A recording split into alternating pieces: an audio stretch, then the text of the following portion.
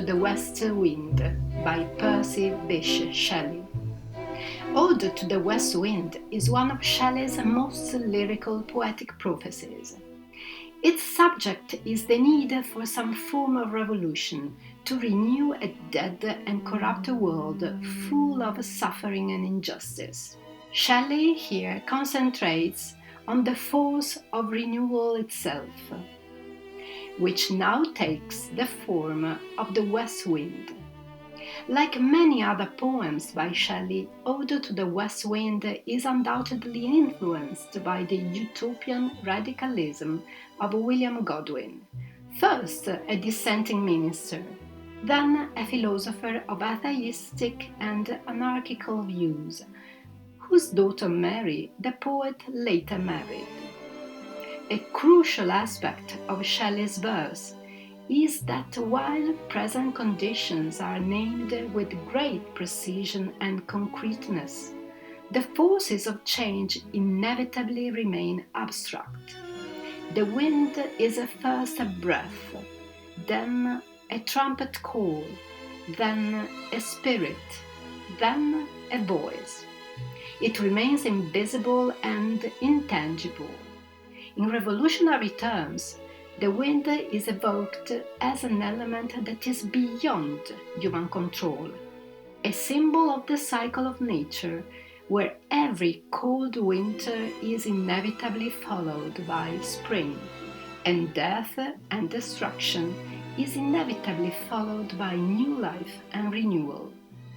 Shelley's vision of the wind as simultaneously destroyer and preserver has parallels with Blake's Land and Tiger.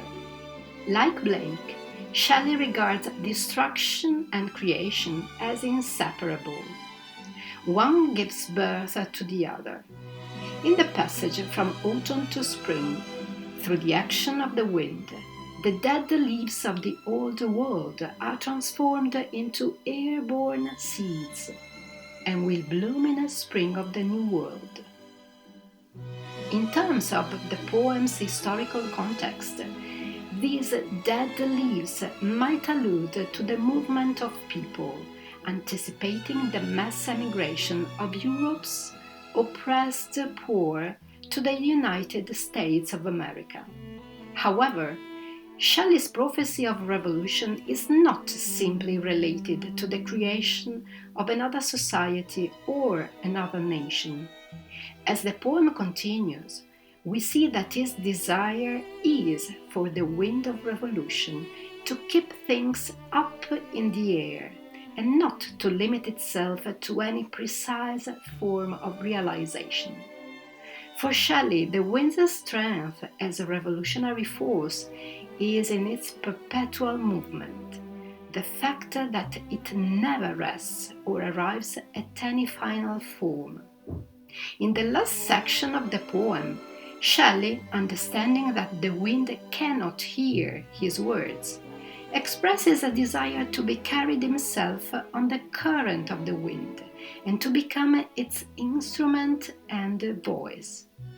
In this sense, he sees his own words like the dead leaves which are scattered over the world by the wind, to become seeds of renewal planted in the minds of readers. This desire is linked to a wish to break free of the limits of his mortal human body, to become himself like the wind, a pure spirit of eternal prophecy.